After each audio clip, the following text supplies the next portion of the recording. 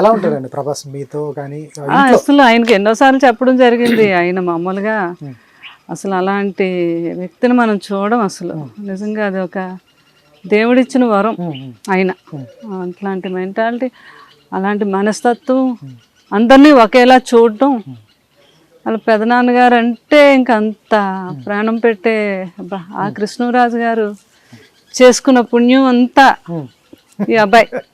అదే నిన్న భాగ్యశ్రీ గారు కూడా చెప్పటం, ప్రభాస్ని ఎలా పలకరించాలని నేను అనుకుంటే ఆయనే వచ్చి నన్ను పలకరించి ఫ్యాన్ అని చెప్పి, అంతలా అంత పెద్ద స్టార్ కూడా ప్రభాస్ గారు అవునండి. కృష్ణరాజు గారు అదే అంటారు, నా పుణ్యం ఏంటి ఎంత సంపాదించుకున్నాను అంటే పిల్లలు చాలు కదా అంటారు.